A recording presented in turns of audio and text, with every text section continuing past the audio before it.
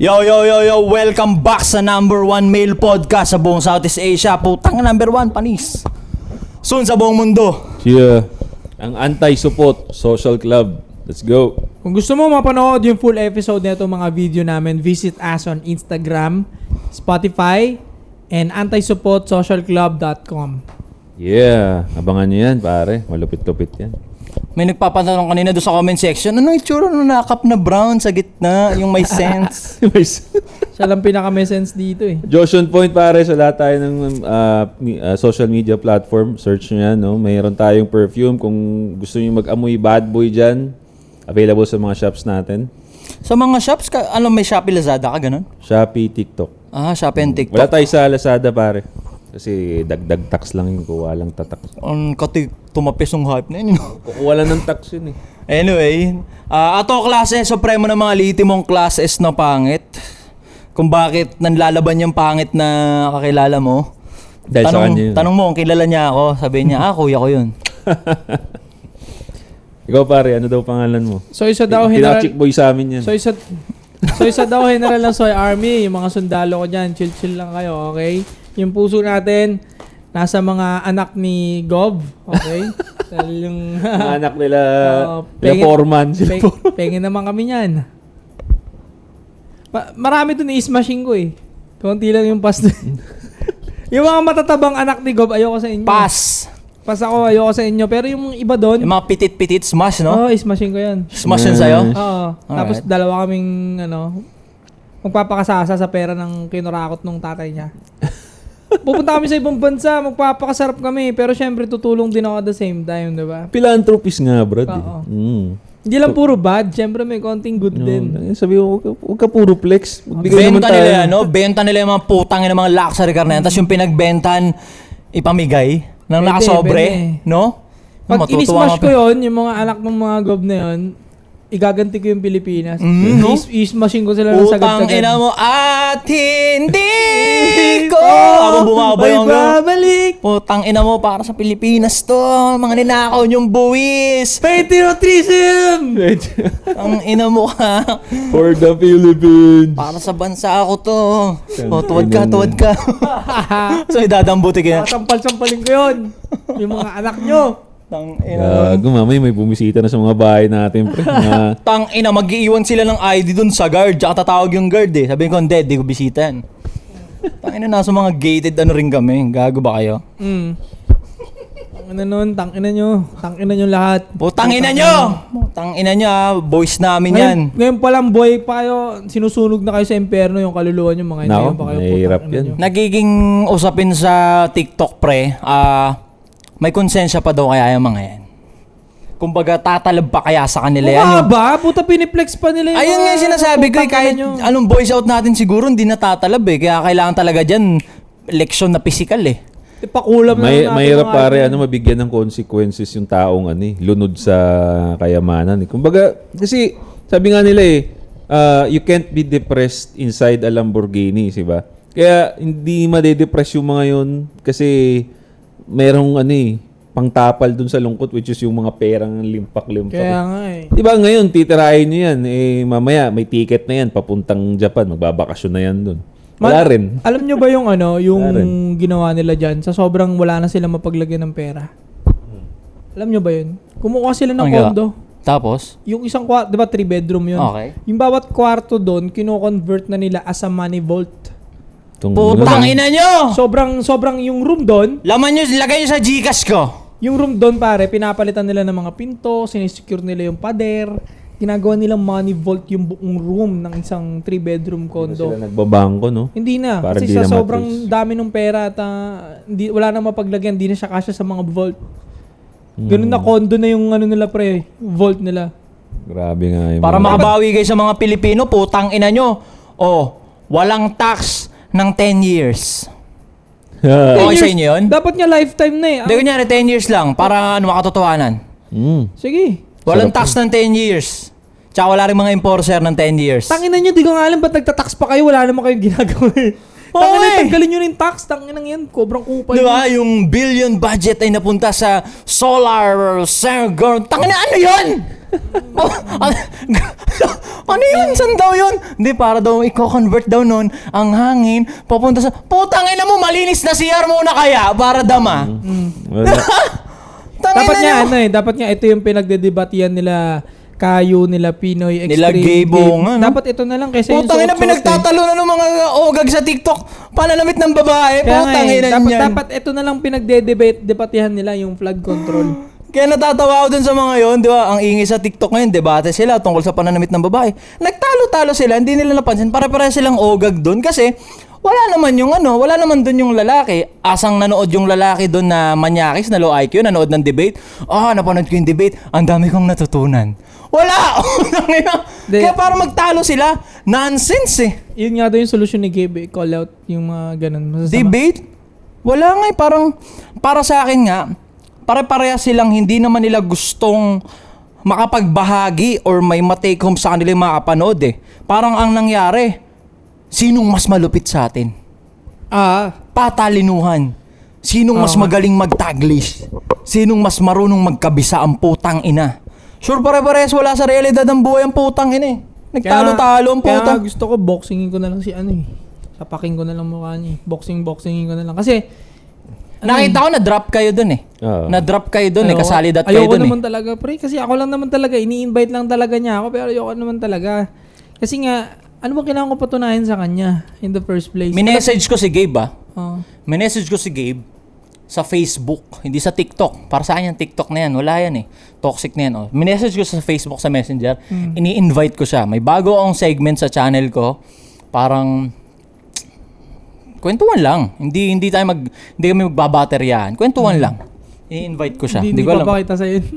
Sana umano siya. Okay. Kaya may personal yan. Kaya nga rin pare, nai-gets ko naman no, na yung point mo. Pero nandun din ako sa angulo na ito kasing mukhang tibo na to pare. Para sa akin, danger din. Isa sa mga danger sa society na subtle eh. Kasi merong danger sa society na obvious, katulad ng mga addict, diba? Mga pusher, mga rapist. Obvious. Yeah. Mga danger yan sa society. Pero yung mga ganong klaseng tao kasi nung tibo na yung pare, mas delikado yun kasi hindi siya obvious pero danger sa society sa mga pinagsasasabi niya eh.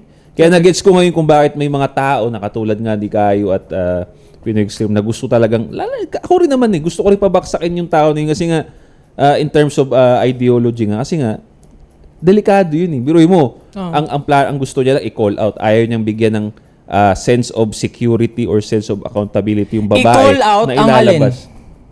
Gusto i-call out yung mga manyakis nga. As if hindi naman natin ginagawa. Yun sa personal, ito for your information. Sa tunay na buhay, siya. Kunyari kami. May ma-encounter kami na may manyak. Alam namin na manyak yung babae. Puta, hindi naman kami nagpapatay mali siya eh. Di ba? Hindi lang basta call out, hoy! Putang! Ganun yun. Ganyan, sa sasakyan nga eh, tricycle. Ganun yung tricycle driver nang mamayak. Bubusin na ako yun eh. Tangina mo! Kino-call out naman eh. Na-content ko siya last month. Sabi, yung content niya, sabi niya parang, it's about damn time. Naturuan natin ng mga lalaki na i-respect ang babae nang hindi nakabase sa kino-call out natin yung kapwa natin lalaki. Yun yung pinapanood ko rin eh. Ayun yung idea niya na gustong gawin natin. I-call out natin yung mga kapwa natin lalaki. Ginagawa naman namin eh. Ewan ko sa kanya kung ginagawa niya. Hindi nga niya ginagawa eh. Hindi niya ginagawa kasi nagtatatalak siya sa TikTok. Ang tao sa TikTok, mga kagaya natin na may utak naman eh. Tingin ko nga mas effective pa nga yung ginagawa namin nila Josh eh. Kasi kami, ini-improve namin yung mga lalaki, ganitong mindset, ganitong workout, ganitong gawin mong routine. Sa makatuwid, mas malaki pa nga yung chance na mas makapagpa-improve yun na hindi na maging masama yung lalaki na yun. Kasi nga nagkakaroon sila ng method, workout plan, nagkakaroon sila ng target goals. Wala siyang ganun eh. Wala siyang ganun. Lagi siyang ano eh. Kaya kung nanonood ka man, wala kang mababago. Confident ako kahit mapanood ka ng manyakis, hindi mo mababago. Kasi the way siya magsalita pare, parang ano eh. Naninisi lang siya eh. Tsaka, Sisi. upon checking pre, majority ng audience niya babae. Oo. Di ba sinasabi, i-call out ang lalaki, i-educate ang lalaki. Tayo, hindi lang natin basta ini-educate ang lalaki. Tinuturuan natin maging malupit ng lalaki. Mag-level up ang lalaki. Pag nag-level up yung lalaki, tangina, doon na yun eh. Tatalas yung utak, tataas yung intellect. Oo. Hindi, wala nang chance na mga manyak ng ganyan-ganyan. Yan nga, yung punto Yun na ko. nga, At the same time, tol, yung mga nasa paligid nun, pati mga kalugar nun, pwede rin niya mahawaan ng ganong energy. Yes, sir. Kasi nakapagtanim na tayo ng ganong energy sa taong Yeah. yun eh. Kakalat yun sa lugar niya. So, Sinabi, yung mga friend niya na possible na mag-drugs, mag-inom na mag-inom, mahahawaan niya na wag Siyempre, ganyan. para fair. Baka sabihin, para fair. Yun, Official nating iniimbitahan. May extra yung mic eh. Oh, sige. Dito, di ba? Oh. May extra tayong mic. Gabe Pineda sa hindi, TikTok, hindi di ba? debate, ano lang. Kumbaga, Dito, kwentuhan lang, kwentuhan lang. Conversation Why not? Hindi naman tayo ganun ka-barbaro na puta pag nakita ka namin, sasako ka namin. Hindi. Kwentuhan lang. Personalan Para dito. magkaintindihan. Hindi debate. Walang gloves. Wala. Gloves ang puta. Ako katabi mo. Kasi sila baka ayoko rin matalsikan ng dugo eh. Dito ka sa tabi ko. Hindi, walang Talaga gloves. ba? Wala. Walang ganun. Official na iniimbita, no? Kauna-unahang collab, di Yeah. ba? Guest pala. Gabe Pineda ng TikTok. May extra kaming mic. Dito ka. Why not? Huwag ka magsasama dyan kay Nico David. Walang ano yan. Walang galaw yan. Kaya nga, may isa pa. Ano nga comment to? Tropa niya kasi. Gago, di ko narinig, ano? Tropa niya kasi kayo tong magkapit-bahay sa Kogyo. Magkababata sila ni Nico David, di nakakalam. Gago, hindi, Di ba? Hindi pare. Pero yung ko kung taga doon nga talaga yan. Hindi ko naman naririnig pangalan yan doon sa amin. May mga ano pare, dun sa debate na yun, may mga na-expose din eh. Kaya helpful yung debate na yun. Gaya ng? Not in hindi yung debate-wise, but yung mga reaction ng mga tao. May mga na-expose dun. Katulad nung may part kasi dun sa debate na tinatanong ni Kayo si Gabe kung bakit, kung nagawa niya bang maglakad sa harapan ng anak niya ng nakaubad. For example lang. Ay, oo, may anak yun. May Parang anak ano lang, parang analogy lang, no? Nagawa mo ba? Sabi ni Gabe, hindi, no, I don't prefer doing that. Tinatanong ngayon siya ni Kayo na, why not? Bakit hindi mo magawa? Oo, komportableng nakahubad sa bahay, ah. Oh, 'di ba? Hindi pala nagmamatter yung damit. Yun yung gusto i-point out ni Kayo Yeah. doon, pero hindi niya ganda, sinagot. ganda. So, okay, yun na yun. Ngayon may nag-chat na fan ni Gabe kay Kayo. Ang tinawag niya kay Kayo napanood ko yung pedophile ka. Bakit naglalakad ka sa harapan ng anak mo nakaubad? Paano magiging pedophile yun? Bakit? Ano ba yung intention? Yun na nga. Pwedeng ako, like for example, sa bahay, naka-boxer ka lang. Komportable eh. Ito Kahit na hindi nga. hubong-hubo, Yes. hindi kita bayag. Basta naka-boxer ka lang, topless, walang short na disente, boxer. Nasa bahay ka lang naman eh. Oo. Private space mo yun eh. Yun nga yung na-expose pare. Biruin mo fans ni Gabe yun na. Sila yung mga tao naniniwala Tanginang bobo. na hindi nga nagmamatter yung damit. Yeah. Kumbaga lalaki lang lagi ang may issue sa problema. Pero babae yung nag-chat kay Kayo. Inassume niya agad na pedophile yung tao. Oo. Ibig sabihin, ikaw mismo, ikaw babae ka na nag-chat, may something ka sa Oo. utak mo. May May something. malicious ka nga na nabuo sa utak mo. So, Yeah. ibig sabihin, yung idol mo na si Gabe, mali na kaagad. Because ang pinupush nga ni Gabe, lalaki ang may problema. Kayo mga babae, malinis. Bakit nakapag-judge ka ng pedophile dun sa lalaki, gumagamit lang ng analogy? Oh, paano yun? Ibig sabihin, may malicious ka rin. Diba? Yeah. So, ang ganda nung na-expose Check your na yun, intention, pare. gago. Na-expose yung side na yun. Kaya gustong-gusto ko yun. May positive side nga rin na nangyari because wala man nangyaring maganda dun sa debate na yun, but yung mga tao, na-expose. Na kiniklaim ninyo na matalino kayo, lalaki lang may issue, pero kayo mismo mga babae, meron kayo kagad ginudge dun sa tao. So, ibig sabihin, malicious ka rin. Tsaka para sa akin, isa pang masasabi kong katangahan yung debate na yun. Online eh. Online. Dapat personal. Dapat Tingin ko personal. mag-iiba yun. Kasi pinapanood ko tangin ng Baduy online. Ang Baduy online.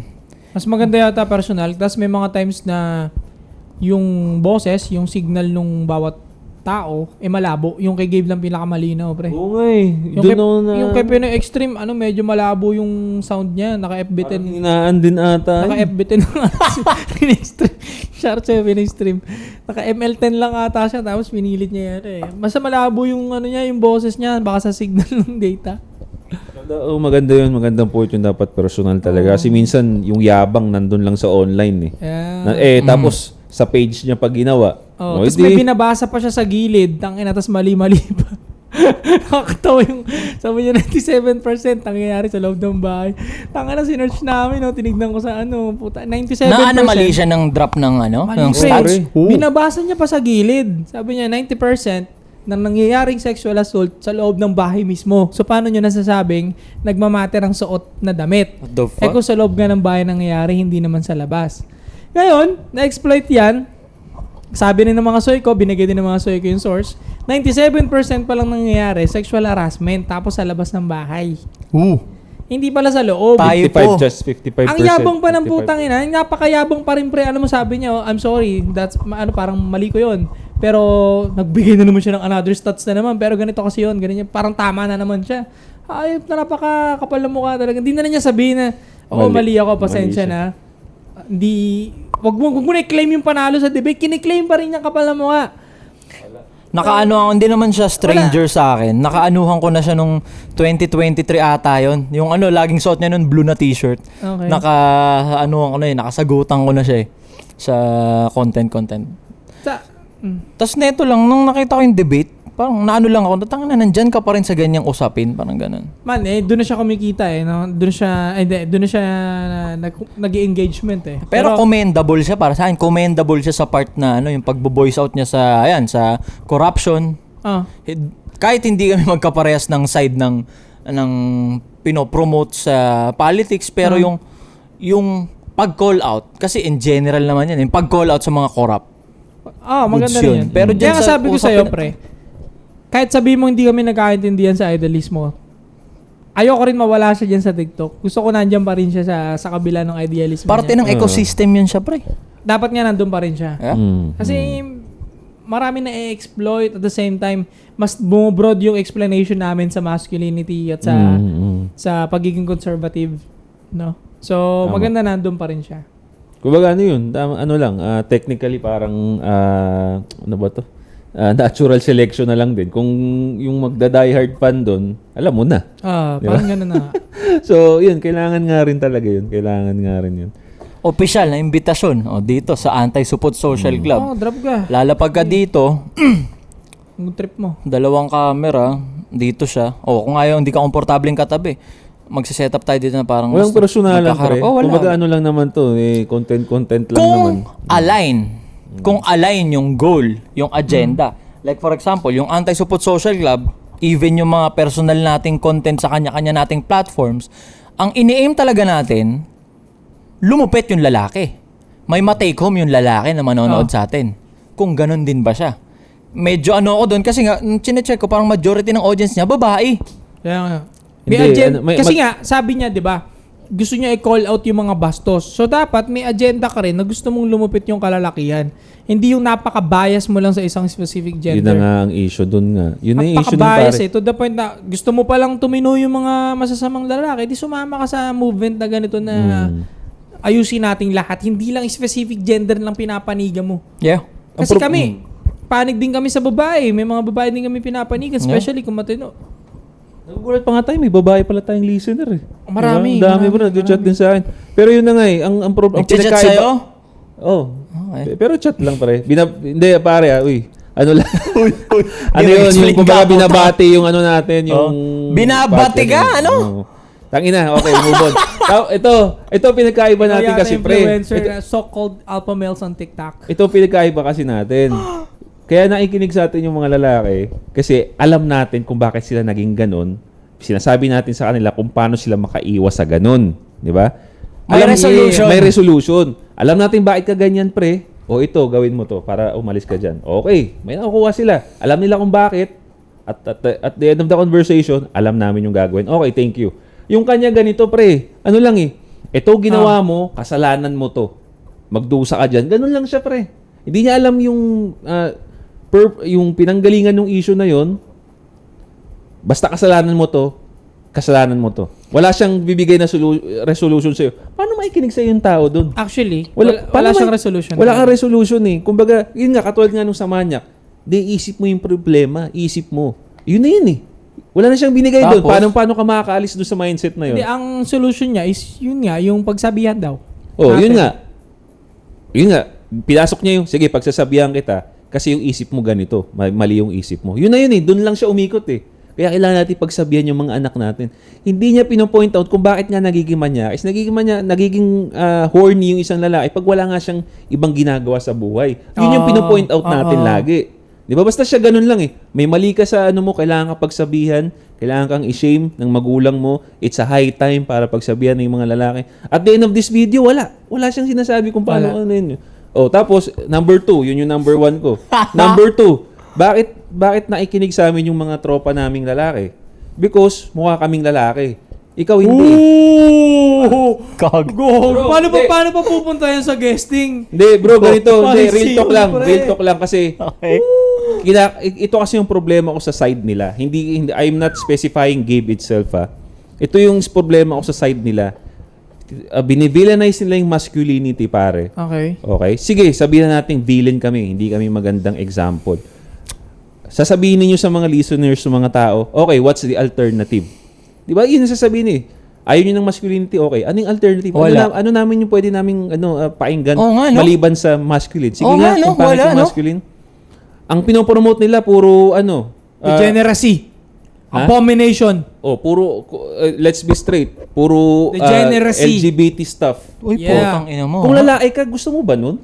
Di ba? Kung naghahanap ka ng masculinity, okay, sige. What's the alternative? Ang Tangina, binibigay oo niyo nga, yung no? alternative LGBT. Ganun nga yung pattern, no? Putang ina nyo, toxic masculinity. Walang masama na maging member ka ng LGBTQ. Utang lang yan. Putang Diba? ina ko nga, no? So, diyan kayo natatalo pagdating sa influencing men. Okay, yan ang kailangan ninyong ma-realize. Wala kayong may influence na men kung ang mindset ninyo ihahaluin ninyo ng LGBT movement. Wala. Maintindihan ko pa kung okay, against kayo sa masculinity. Okay, ito yung alternative namin. Let's pray, let's work out at the same time, let's respect women, let's read books. Hindi eh. May halo laging LGBT movement. Paano ka maikinig yung kalalakihan It's sa inyo? propaganda. Diba? It's psyop. Putang ina, oo nga, no? Pare, yung tinutukoy mo na gano'n, let's work out, let's have this, let's have goal, yung mga ganong uri ng lalaki at mindset, hindi tataligsa sa atin eh. Actually. Laging nakaagapay sa atin, pre. Oo. Diba, shoutout kila Tito P, kila Suya, lagi nakasuporta sa atin. Kasi ganun yung mindset nila, let's work out, let's have this goal. Oo. Hindi sila tataligsa. Ang mga tumutuligsa sa atin na toxic masculinity, si Ato, misogynist, si Josh On Point, lahat yun para may kakabit na kabadingan sa dugo. Mayroon nga akong May in-stitch po-promote last time, silang pare. bading after. Oo, may in-stitch ako pare ito lang sa TikTok. Sabi niya, ito yung mga naikinig sa, ito yung mga pa-Sigma male na naikinig kay Andrew Tate. Okay. Tinignan ko yung profile, hindi nakalock. Putang inang itsura yan. Bading talaga. Bading siya. In-stitch ko pa, sabi ko, okay, kaya pala di ka, kaya pala di ka naikinig nito, iba yung pinapakinggan mo. Sabi ko sa kanya ganun. Again, wala kayong alternative. So, yung lagi yung sinasabi na I'm speaking to men, you're not speaking to men. Wala kang tinatamaan dito. Wala. Ito, clear lang natin. Kasi, ito correct mo ko sa kung napapanood ni Gabe to. Pwede mo yung correct ng personal, guess ka dito, or stitch mo to. Ang goal mo ba, kahit papano maging safe itong bansa para sa mga babae? Maging safe to the point na yung mga babae, pwede na silang magsuot ng revealing nang hindi sila mapapano? Ayun ba yung number 1? Number 2, paano? Sinasabi na i-call out yung mga lalaki. Real talk, hindi mo naman yan basta-basta na, hoy, tangina mo, wag kang bastos. Kaching ganon, hindi eh. Kasi kung totoong yun yung goal mo, maging safe to, sa tingin ko dapat nandito ka sa side namin eh. Kasi ang ginagawa namin, patalasin yung utak ng mga lalaki. Kasi alam ko yung pagiging manyak, yung manyak. Alam niya to yun eh. Alin? Pagiging manyak? Sabi mo eh. Kasi yung pagiging manyak, Amoy nga nito, ayop na yan. yung pagiging manyak, pre, Natin from the expert. yung pagiging manyak, ine-execute lang naman siya ng mga low intellect na lalaki. Low IQ na lalaki, bobong lalaki, tanga-tangang lalaki, supot na lalaki. Sila lang naman yung naglalabas ng titi sa jeep, nang mamanyak sa public, di ba? Sila yon, low IQ na lalaki, andyan na talaga sila. Ngayon para, hoy, tangina mo, bastos ka. Pang. Baka Ganun sa ba pakin- yun? baka sa pakin pa Hindi. siya, eh. Oh, saksakin Puta, ka pa baka nun, tapusin niya pa yan, tapos putok niya sa'yo eh. Di ba? Pero itong ginagawa namin, kung ang goal mo pala maging safe yung yung bansa para sa mga babae, nandito ka sa side namin kasi pinapatalas namin yung utak ng mga bagong kabataan ngayon eh. Na lalaki. Pag tumalas yung utak nila, never nang makaka-experience sila ng pace ng buhay nila na sobrang low nila to Wala. the point na addict sila sa erection, wala na. Walang manyak. So kung yung goal mo talaga yun, yung nabanggit ko kanina, nandito ka sa side namin. Ito pa, isa pa. Tropa-tropa tayo. Actually, totoo Regardless kung iba yung forma mo sa forma namin. Wala naman ganun eh. Kasi yung sinasabi namin, di naman nakakasama eh. Sige, Josh. Actually, 'di ba, isa pang ma-point out ko lang sa mga alternative, no? Alternative sa anti-masculine Mainit talaga to. Ito pa, bro. Gusto nilang tirahin yung mga manyak, 'di ba? Yung mga nasa liblib, yung mga nangmamanyak doon, yung mga nagjajakol diyan. English speaking ka pa. Paano ka abot doon? That's a fact. 'Di ba? Tangina yun nga eh. Pa-accent ka pa, pa-social ka pa. Kung in terms of abutin ng masses, ito si Ato, kaso tinitira nyo rin to. Kaya nga. Di ba? Saan napupunta? Sa Diba? bagay. So, dapat nga hindi kami ang pinapalubog nyo. Dapat nga hindi kami ang inaatake nyo. Dahil nga kami nga ang nag-aayos pa ng mga lalaki. Karamihan. Never kami nagturo na bastusin nyo ang babae. Sinasabi lang namin sa lalaki na pahalagahan ninyo sarili ninyo. Pag hindi ka pinapahalagahan ng babae, wag yan. Pero masama ba yun? Ang gulo Pag na nga narinig eh. ng babae yun, sasabihin nyo sa amin, galit kami sa babae. At tinuturo namin, wag ka magmahal ng babaeng hindi kami namahal. Yeah. Actually. Easy totoo. as that. Masama ba yun? Tangina, kasal to. May mga may mga girlfriend. O, na puta. nadulas ka na. Hindi, gago, may girlfriend. Okay, Diba? okay. Kumbaga, may mga babae sa buhay namin, hindi kami galit sa babae. Kasi, may mga nanay ba naman kayo? May mga kapatid kayong babae? Lagi nga siyang ganun. Parang ang babae, pre. Laging pa-extreme. May sinabi kang wala ka bang nanay? Ano ka ba? Tangin na, anong connect ng nanay ko sa pang pokpok ng mga... Actually, diba? totoo, diba? Tsaka yung Degenerate nanay na ko, babae. pre, yung nanay ko, hindi nagpe-fake picture na naka-spaghetti strap tapos nagte-thirst strap sa TikTok, hindi ginawa ng nanay ko. Oo. yun.